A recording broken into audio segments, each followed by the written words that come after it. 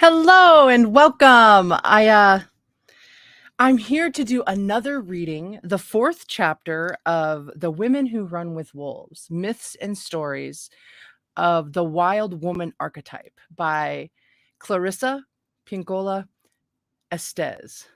I clearly I know how to pronounce your name really well. I think I say it different every time. All right, so I'm cleaning my glasses and I actually just got some bittersweet news from my friend Code. One of our friends from this community has passed away. And so yeah, we love you, sweet Lady Jane. I hope you're in peace wherever you have found your way. And thank you for always supporting me and all of your conversation. And what a cool lady. So let's get into it. Chapter 4 of The Women Who Run with the Wolves. The mate, union with the other. Hymn for the wild man, Monowi. I wonder if that's how you say it. Monowi. Should we look it up already? It's only like the fifth word.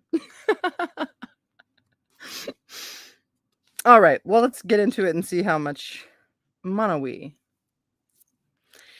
If women want men to know them, really know them, they have to teach them some of the deep knowing. Some women say they are tired, that they already have done too much in this area. I humbly suggest they have been trying to teach a man who does not care to learn. Most men want to know, want to learn. When men show that willingness, then is the time to reveal things, not just because, but because another soul has asked. You will see. So here are some of the things which will make it much easier for a man to understand, for him to meet a woman halfway. Here is a language, our language. In Mythos, as in life, there is no doubt that the wild man seeks his own down under the earth bride. It takes in tales among the Celts. There are famous pairs of wild gods who love one another so. They often live under the Oh my goodness. Son of a Hey, alien believers and gamer. Dude, see, I'm so prepared right at the beginning. I thought that I had put in the brand new battery. I guess I didn't. So, I'll just try and chat y'all up while I find where I set the battery pack. Here it is.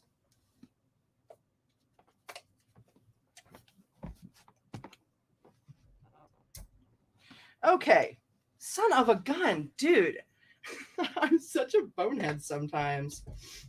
I was actually like fiddling with the lighting with this camera. And I don't know, do you guys think I look yellow? I mean, I'm learning all kinds of new things about filming these days. It's pretty cool. Yeah, rim lights, side lights, all kinds of cool things, right? But let's give this a whirl.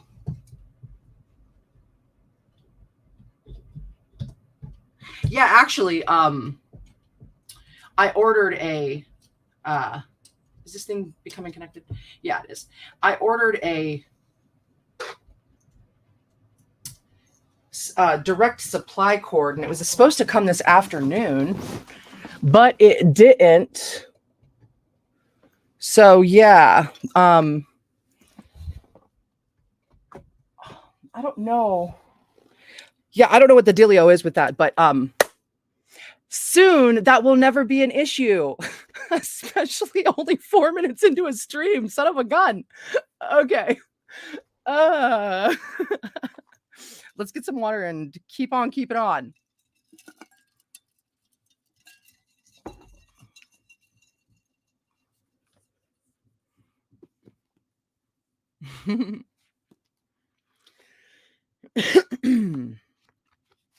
Yeah, I just happened to eat like right before I started. Smart move, Allie.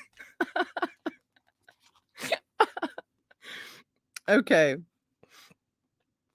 In Mythos, as in life, there is no doubt that the wild man seeks his own down under the earth bride. In tales among the Celts, there are famous pairs of wild gods who love one another so.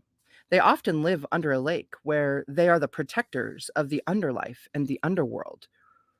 From Babylonian mythos, the cedar thighed Inanna calls to her lover, the bull plow, come cover me with your wildness. In modern times, even now, in the upper Midwest, the mother and father of God are still said to roll about in their spring bed making thunder. Similarly, there is no one a wildish woman loves better than a mate who can be her equal. Yet, over and over, perhaps since the beginning of infinity, those who would be her mate are not quite sure they comprehend her true nature. What does a woman truly desire? This is the ancient question, a soulful riddle about the wildish and mysterious nature which all women possess. While the hag in Chaucer's The Wild Life of Bath croaked out that the answer to this question was that women wish to have sovereignty over their own lives. But this is indeed an irrevocable fact. And this is indeed an irrevocable fact. There is yet another and equally powerful truth which answers this question as well. Here is a story that replies to the age old question about women's true nature. Those who endeavor in the ways and means shown in the story shall be lover and mate to the wildish woman forever.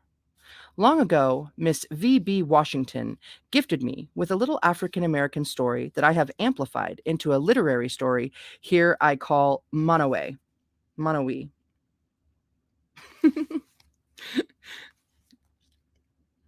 Monowi.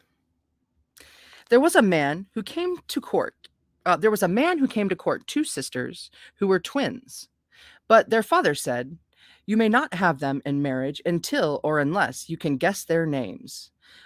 Monowi guessed and guessed, but he could not guess the names of the sisters. The young women's father shook his head and sent Monowi away after a time. One day, Monowi took his little dog with him on a guessing visit. And the dog saw that one sister was prettier than the other, and the other sister was sweeter than the other. Though neither sister possessed all virtues, the little dog liked them very much, for they gave him treats and smiled into his eyes. Monowi failed to guess the names of the young women again that day and trudged home. But the little dog ran back to the hut of the young women.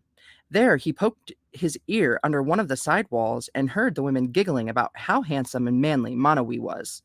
The sisters, as they spoke, called each other by name, and the little dog heard, and ran as fast as he could back to his master to tell him. But on the way, a lion had left a big bone with meat on it near the path, and the tiny dog smelled it immediately, and without another thought, he veered off into the brush, dragging the bone. There, he happily licked and snapped at the bone until all the flavor was gone.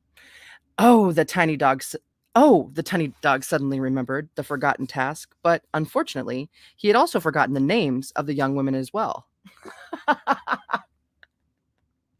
Ah, okay. So back he ran to the twin sisters' hut a second time, and this time it was night, and the young women were oiling each other's arms and legs and readying themselves as though for a celebration. Again, the little dog heard them call each other by name. He hopped up in the air in a fit of delight and was racing back down the path to the hut of Monowi when from the brush came the smell of fresh nutmeg. Now, there was nothing the little dog loved more than nutmeg, so he took a quick turn off the path and sped to where a lovely kumquat pie sat cooling on a log. Well, soon the pie was all gone, and the little dog had lovely nutmeg breath. As he trotted home with a very full belly, he tried to think of the young women's names, but again he had forgotten them. So finally, the little dog raced back to the sisters' hut again, and this time the sisters were readying themselves to be wed. "Oh no," thought the little dog, "there's hardly time left." And when the sisters called each other by name, the little dog put the names into his mind and sped away, absolutely and resolutely determined that nothing would stop him from delivering the precious two names to Monowi right away. The little dog spied some small fresh kill on the trail, but ignored it and vaulted over it. The little dog, for a moment, thought he smelled a curl of nutmeg in the air, but he ignored it and instead ran and ran towards home and his master. But the little dog did not plan for a dark stranger to leap out of the bush and grab him by the neck and shake him so hard his tail almost fell off. For that is what happened, and all the while the stranger shouted, "Tell me those names! What are the names of the young women so I may win them?" The little dog thought he himself would faint from the tight fist around his neck. But he fought bravely. He growled, he scratched, he kicked, and finally bit the giant stranger between the fingers. And the little dog's teeth stung like wasps. The stranger bellowed like a water buffalo, but the little dog would not let go. The stranger ran off into the bush with the little dog dangling from his hand. "Let go, let go, let go of me, little dog, and I will let go of you," pleaded the stranger.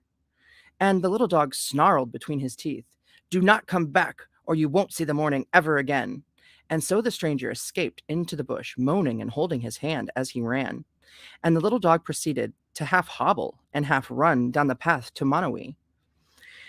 Even though his pelt was bloody and his jaws ached, the names of the young women were clear in his mind, and he limped up to Monowi, beaming.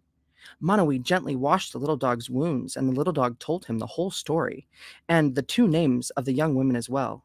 Monowi raced back to the village of the young women with the little dog on his shoulders, riding high, and the dog's ears flying like two horsetails. When Monowi reached the father with the names of his daughters, the twin sisters received Monowi completely dressed to journey with him. They had been waiting for him all along. That is how Monowi won two of the most beautiful maidens of the Riverland. And all four, the sisters, Monowi, and the little dog, lived in peace together for a long time to come. Kirk, crack, kraut. Now this story's out. Crick, crack, croon. Now this story's done. Cool. The dual nature of women.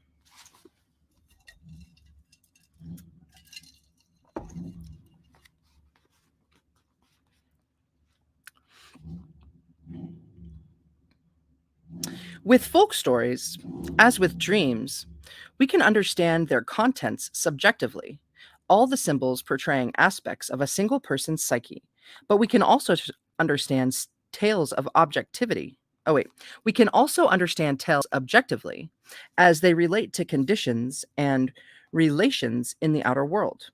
Here, let us talk about the Monowi tale more in terms of relationship between a woman and her mate, keeping in mind that many times, as it is without, so it is within. The story unravels an old, old secret about women, and it is this: to win the wild woman's heart, the wildish woman's heart, a mate would understand her natural duality through and through. Although we could understand the two women in the tale ethnologically as brides to be in a polygamous culture, from an archetypal perspective, this story speaks about the mystery of two powerful feminine forces within a single woman. The Monowi story contains all the essential facts for being close to the wildish woman. Monowi, through his faithful dog, guesses the two names, the two natures of the feminine. He cannot win unless he solves the mystery, and he must use his own instinctual self, as symbolized by the dog, to accomplish it. Anyone close to a woman is in fact in the presence of two women, an outer being and an interior creatura, one who lives in the topside world, one who lives in the world not so easily seeable.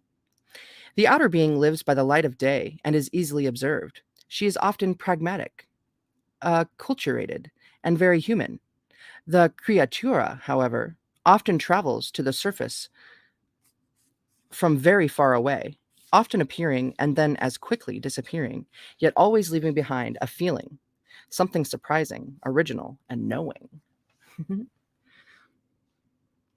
Understanding this dual nature in women sometimes causes men, and even women themselves, to close their eyes and hail heaven for help. The paradox of women's twin nature is that when one side is more cool in feeling tone, The other side is more hot.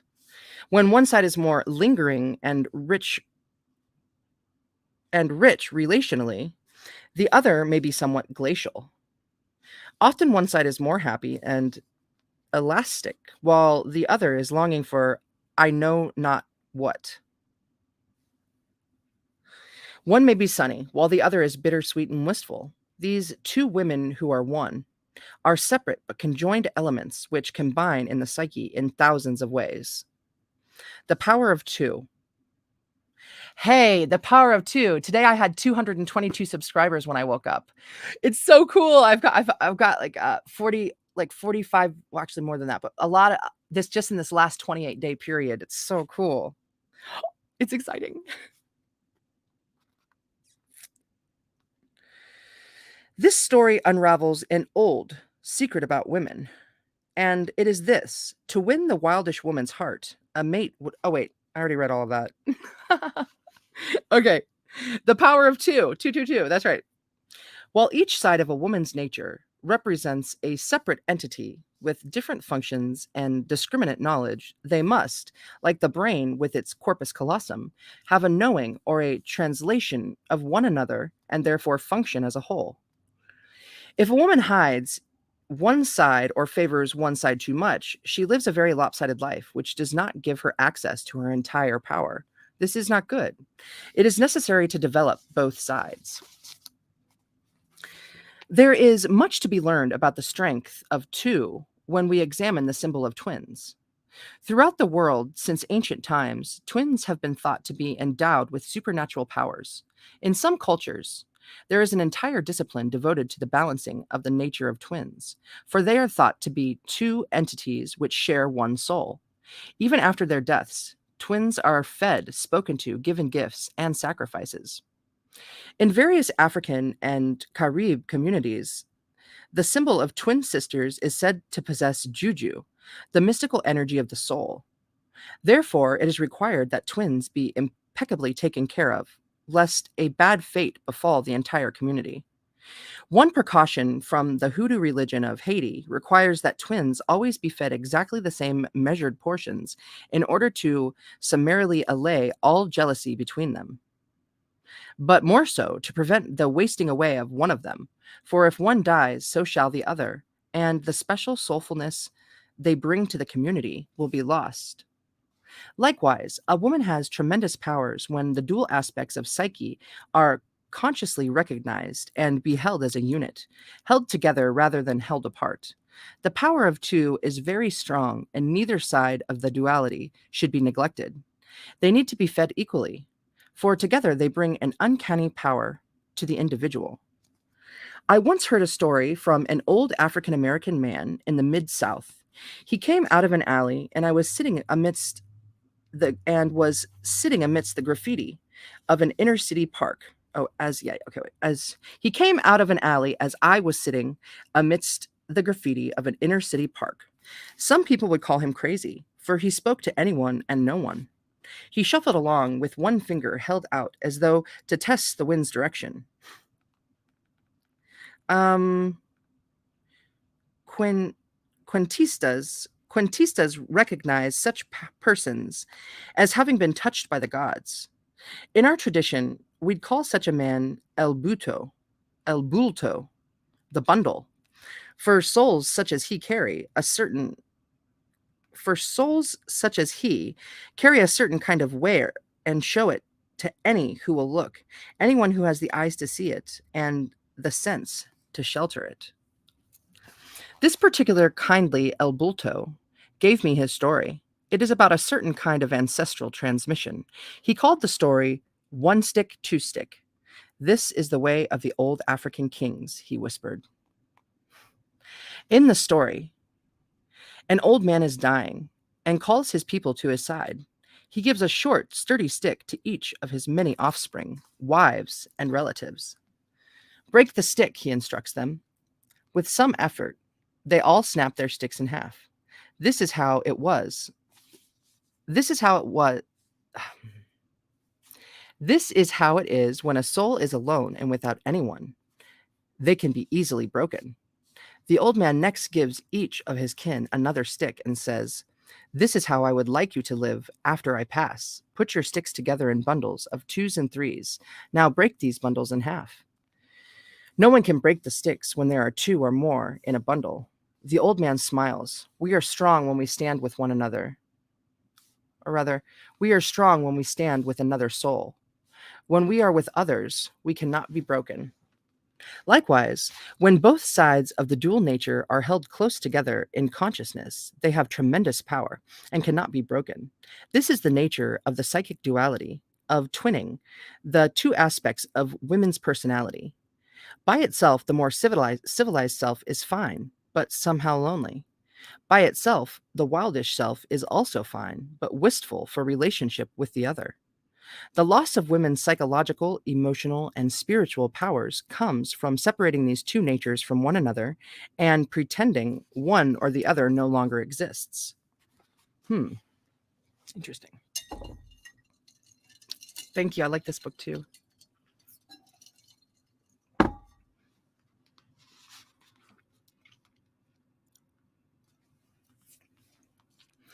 This tale can be viewed as being about masculine duality as well as feminine duality. The Monowi man has his own dual nature, a human nature and an instinctive nature, as symbolized by the dog. His human nature, while sweet and loving, is not enough to win the courtship. It is the dog, the symbol of his instinctual nature, that has the ability to creep near the woman and, with his keen listening, hear their names. It is the dog that learns to overcome superficial seductions and retain the most important knowings. It is Monowi's dog that has sharp hearing and tenacity, that has the instincts to burrow under walls and to find, to chase, and to retrieve valuable ideas. As in other fairy tales, masculine forces can carry Bluebeard-like or murderous Mr. Fox sorts of energy, and thereby attempt to demolish the dual nature of women. That sort of suitor cannot tolerate duality and is looking for perfection, for the one truth, the one immovable, unchangeable, unchangeable femina substantia, feminine substance embodied in the one perfect woman. If you meet this kind of person, run the other way as fast as you can. It is better to have a Monowi type lover, both within and without. He is a much better suitor, for he is intensely devoted to the idea of the two, and the power of the two is in acting as one integral entity. So Monowi wishes to touch this most ubiquitous but mysterious combination of soul life in women, and he has a sovereignty of all of his own.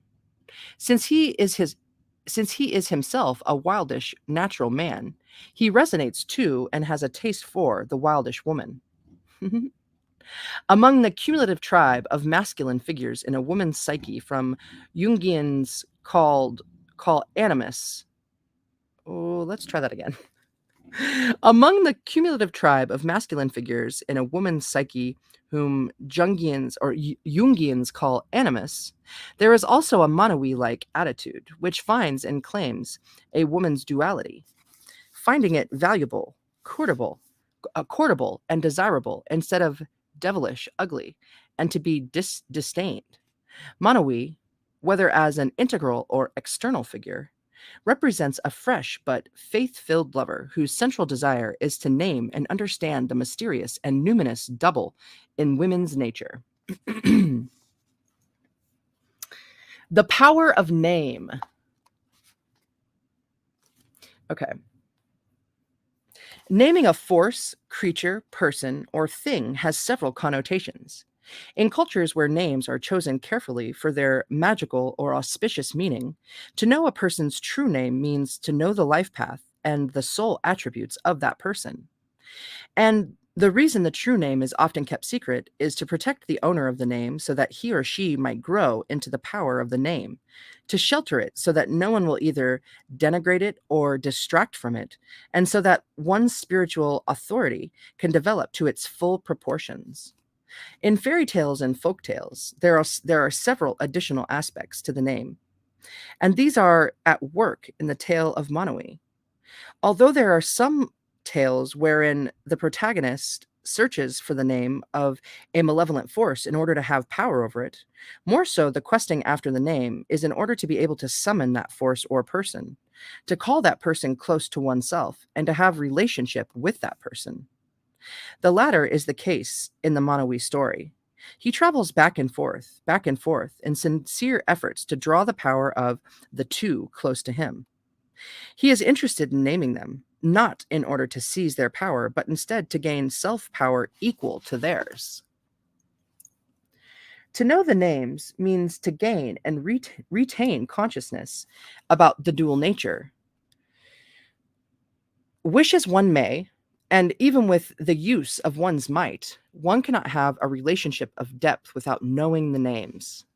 The guessing of the names of the dual nature of the two sisters is as difficult a task initially for women as it is for men, but there need not be extensive angst about it. If we are interested to find the names, then we are already on the right path. And what are the exact names of these two symbolic sisters in a woman's psyche? The names of the dualities, of course, vary from person to person, but they tend to be opposites of some sort.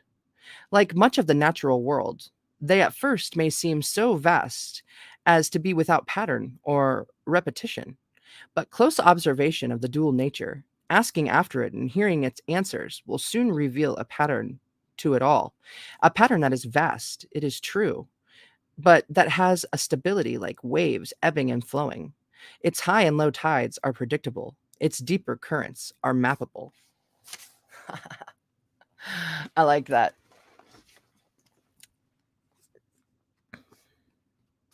If the matter of guessing names, in the matter of guessing names, to say a person's name is to make a wish or a blessing over them each time their name is called. We name these dual temperaments in ourselves in order to marry ego to spirit. This naming and marrying is called, in human worlds, self love. When it occurs between two individual persons, it is called loving one another. Monowi guesses and guesses, but cannot guess the names of the twins with his mundane nature alone. The dog, as representative of the intuitive, acts in Monowi's service. Women often crave a mate who has a kind of endurance and the wit to continue trying to understand her deeper nature. When she finds a mate of that substance, she will give lifelong loyalty and love. In the tale, the twins' father acts as the guardian of the mystical pair. He is the symbolic of an actual intrapsychic feature, which ensures the integrity of things staying together and not being split apart. It is he who tests the worthiness, the rightness of the suitor. It is good for women to have such a watcher. In this sense, it could be said that a healthy psyche tests new elements which apply to it for inclusion, that the psyche has an integrity about it, a screening process. A healthy psyche containing a fatherly watchman does not just admit any old thought, attitude, or person, only those which are sentient or striving to become so. The father of the two sisters says, "Wait, until you convince me you are interested in really knowing about the true essence, the true names, you may not have my daughters." The father is saying, you can't have understanding of women's mysteries just for the asking. You must do the work first. You must endure in pursuing this matter. You must divine yourself ever closer to the real truth of this feminine soul puzzle, this endeavor which is both decent and riddle. Decent or descent? The Tenacious Dog Nature. The little dog in the story shows exactly how psychic tenacity works. Dogs are the magicians of the universe. By their presence alone, they transform grumpy people into grinning people, sad people into less sad people. They engender relationship. As in the ancient Babylonian epic Gilgamesh. Ooh, I was thinking about Gilgamesh through that what she was saying about the person that told her that story. It reminded me of Gilgamesh plus twins. Anyways, I I've always really loved fantasy novels. Well, I mean, actually just all the things you could read. I really like them. Maybe not about war. I don't really like to read about war. Okay, so Gilgamesh, wherein as in the ancient Babylonian epic Gilgamesh, wherein Enkidu, the hairy animal man, counterbalances Gilgamesh, the two rational king. The dog is one entire side of man's dualistic nature. He is the wood's nature, the one who can track, who knows by sensing what it is. The dog likes the sisters because they feed him and smile at him. Hmm. The mystical feminine readily understands and accepts the instinctual nature of the dog.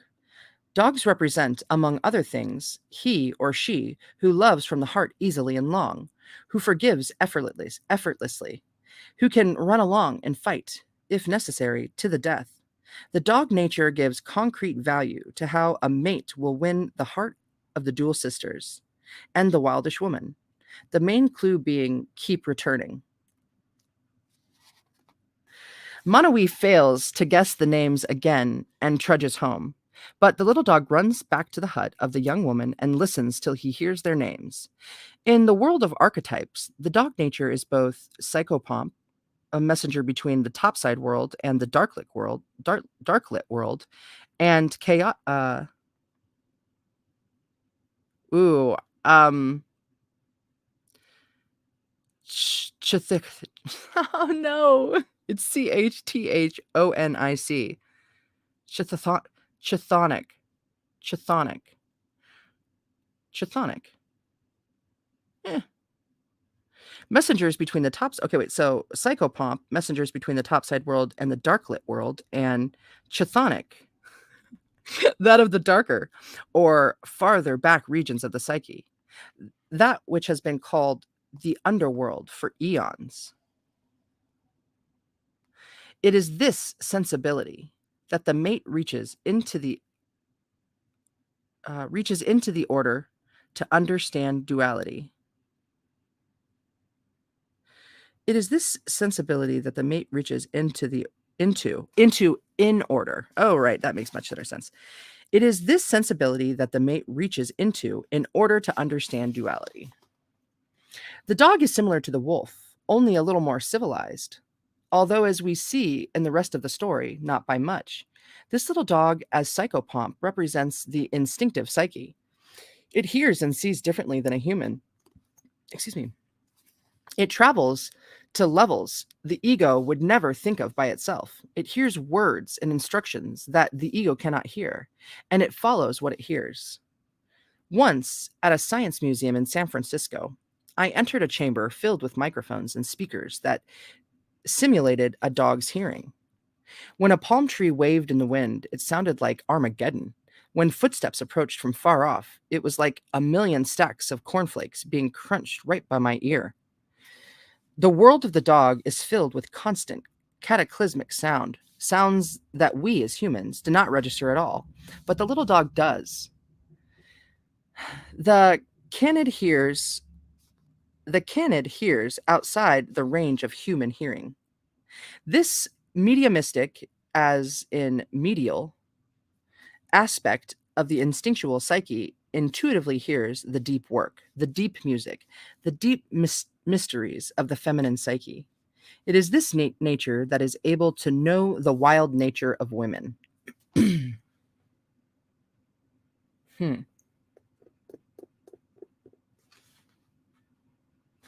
Creeping seductive appetite.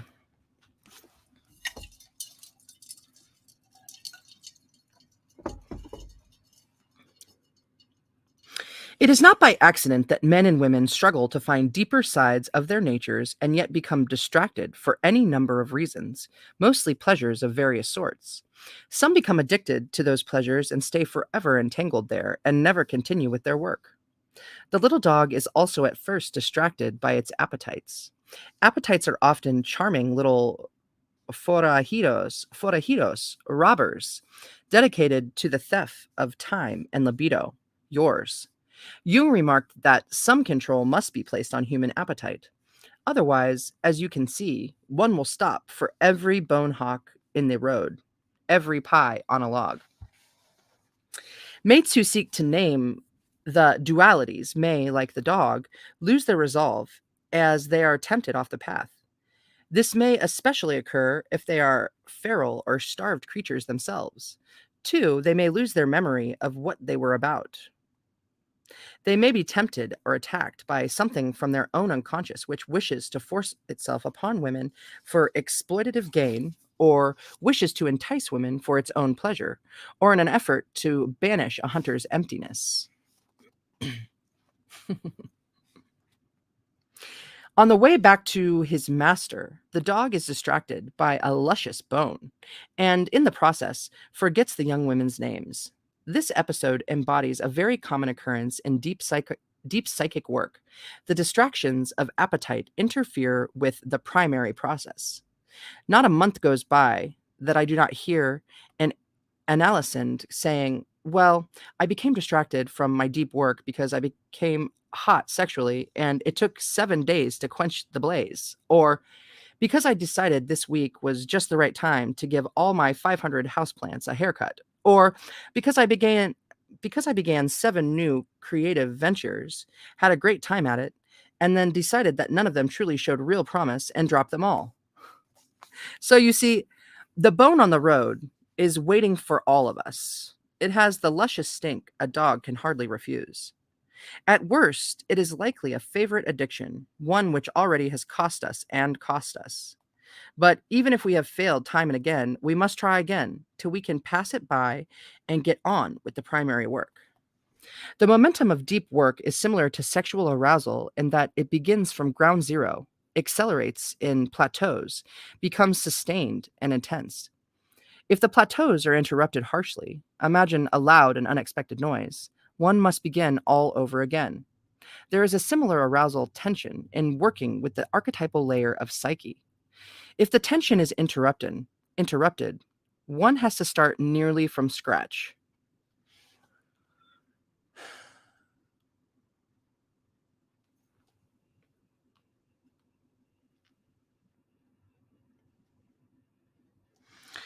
So, there are many bones on the road, juicy, nice, interesting, savagely exciting bones, but somehow they cause us to be carried off into an amnesia, to not only forget where we are in the work, but to forget what the work was to begin with, right?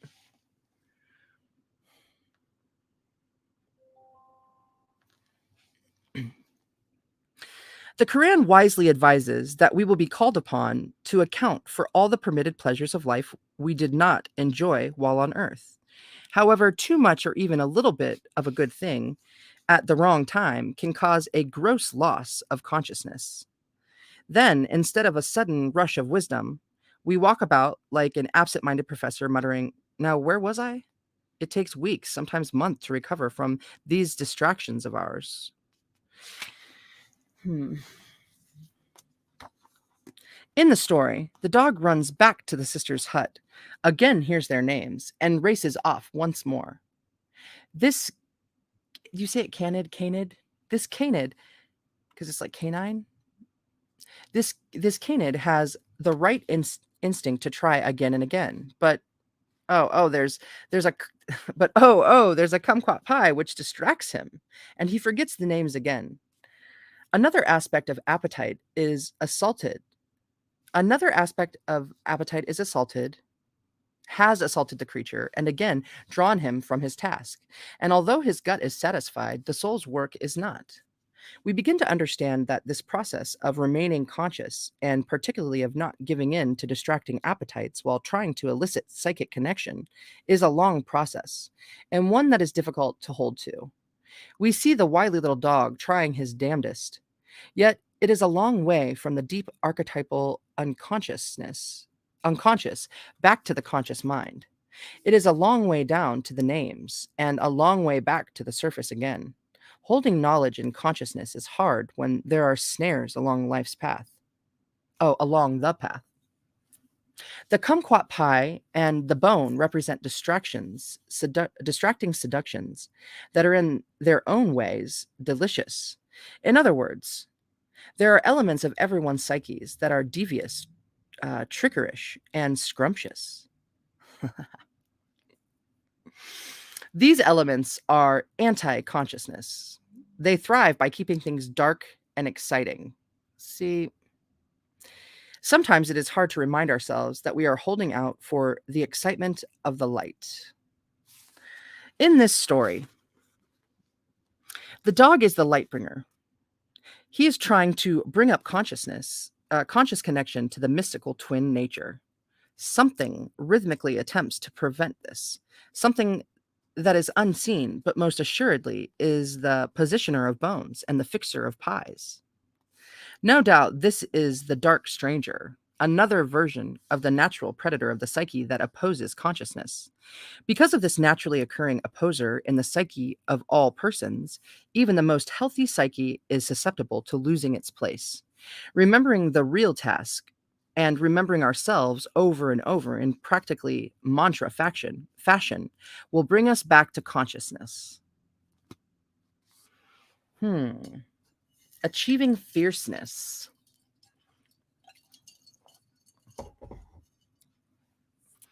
The little dog learns the names of the women one more time and races back to his master. He ignores the feast on the road and the enticing smells from the bush. Here we see the consciousness of the psyche rising. The instinctive psyche has learned to curb itself, prioritize, and focus. It refuses to be diverted. It is now intent. But from nowhere, a dark thing suddenly jumps out at the little dog. The stranger shakes the dog and shouts, "Tell me those names. What are the names of the young women so I may win them?" The stranger does not care for duality or the finer points of the psyche. To him, the feminine is a possession to be won and nothing more. The stranger can be personified by an actual person in the outer world or by a negative complex within. It does not matter which, for the devastating effect is the same. This time, the dog engages in unrestrained battle. Whether male or female, this occurs in outer life when an incident, a slip of words, an odd thing of some sort, jumps out and tries to make us forget who we are. There is always something in the psyche that tries to rob us of the names. There are many name robbers out in the outer robbers in the outer world also. In the story, the little dog fights for its life. Sometimes the only way we learn to hold on to our deeper knowing is because a stranger jumps out. Then we are forced to fight for what we find dear. Fight to be serious about what we are about. Fight to develop past or superficial spiritual motives, which Robert Bly calls the desire to feel groovy. Fight to hold on to the deeper knowledge. Fight to finish what we have begun. The little dog fights to keep the names and thusly conquers the repetitive slide into unconsciousness. Once the battle is fought, amazingly, the dog has not lost the names, for that is what they were fighting over: knowledge about the wild feminine. Whoever possesses it has a power equal to that of the woman herself. The dog has fought to give this power to the worthy man, Monowi. He has fought to keep this power from an aspect of ancient human nature that would misuse it. The giving of power into the right hands is as important as the finding of the names. The heroic dog gives the names to Monowi, who presents them to the young women's father. The young women are ready to go away with Monowi. They have all along been waiting for Monowi to discover and retain conscious knowing of their intrinsic natures. So we see that the two things which prevent progress in these matters are the distractions of one's appetites and the dark stranger.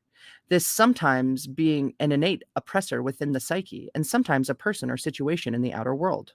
Regardless, each traveler knows innately how to defeat these looters and marauders. Keep hold of the names. The names are all. The interior woman.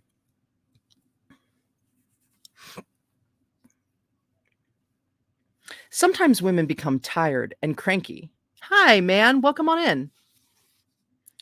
Sometimes women become tired and cranky while waiting for their mates to understand them. The women say, "Why can't they know what I think, what I want?" Women become fatigued with asking this question. Yet there is a solution to this dilemma, a solution which is efficient and effective. If a woman wants a mate who is responsive in this way, will reveal to him the secret of women's duality. She will tell him about the interior woman, the that one who, added to herself, makes two. She does this by teaching her mate to ask her two deceptively simple questions that will cause her to feel seen, heard, and known. The first question is this: what do you want? Almost everyone asks some version of this, just as a matter of course. But there is yet one more essential question, and that is, what does your deeper self desire? If one overlooks a woman's dual nature and takes a woman at face value, one is in for a big surprise. For when the woman's wildish nature rises from her depths and begins to assert itself, she often has interests, feelings, and ideas which are quite different from those she expressed before. To securely weave a relationship, a woman will also ask the same two questions of her mate. As women, we learn to pull both sides of our nature and that of others as well. From the information we receive reciprocally from both sides, we can very clearly determine what is valued most and how to respond accordingly. When a woman consults her own dual nature, she is in the process of looking, canvassing, taking soundings of a material that is beyond consciousness and therefore often astonishing in content and process, and most often very valuable. To love a woman, the mate must also love her untamed nature. If she takes a mate who cannot or will not love this other side, she shall surely in some way be dismantled and be left to limp about unrepaired.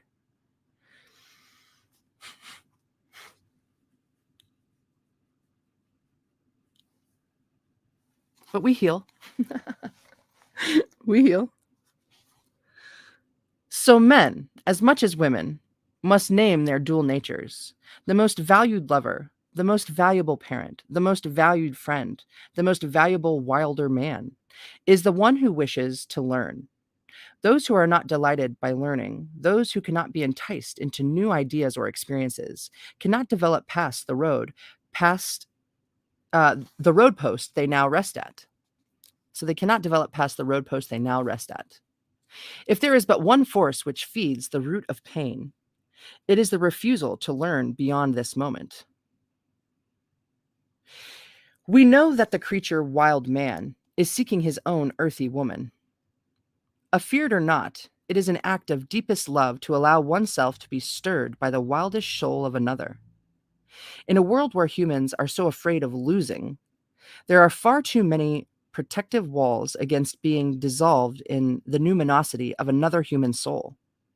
The mate for the wildish woman is the one who has a soulful tenacity and endurance, one who can send his own instinctual nature to peek under the tent of a woman's soul life and comprehend what he sees and hears there. Ooh. The good match is the man who keeps returning to try to understand, who does not let himself be deterred by the sideshows on the road.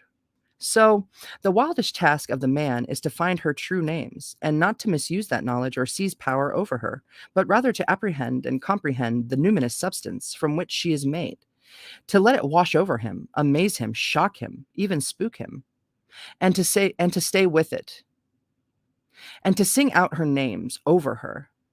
It will make her eyes shine. It will make his eyes shine.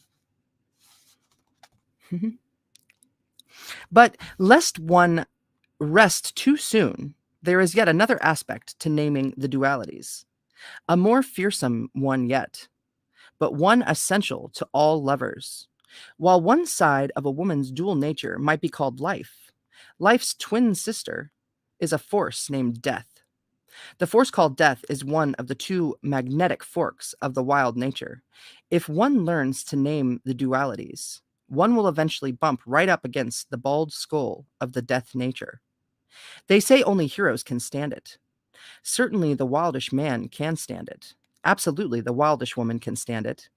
They are in fact wholly transformed by it. So now, please meet Skeleton Woman. Okay, so we've been reading for 50 minutes now. Let's see how long chapter 5 is. If it's not so long, I'm going to do it. But if it's many pages, I'll come back at another time because I'm going to stream tonight too with Chrissy and Code. So wait, 37 to 76. 50 minutes.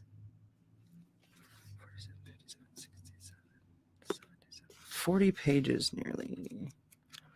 Mer-da-doo-ba-doo-ba-doo.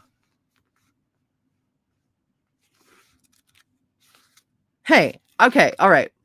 You know, I'll just keep this one short and sweet. We'll do that. Oh, I just saw 50-50. Cool. Oh my gosh. Yeah, the synchronicities, they just keep stacking up. Oh, so hey, that was pretty cool. I like it. I actually really love this book. We could all learn some things from it, right? So thank you very much for being with me. And we'll come back for chapter 5 here next time, sooner than later, I'm sure. And as ever, I really appreciate you. Thank you for your time and your energy. And yeah, I hope you're having awesome days, awesome inside worlds, awesome outside worlds. And we'll do this again very soon. All right. Until then. Mwah! Oh, where's the camera?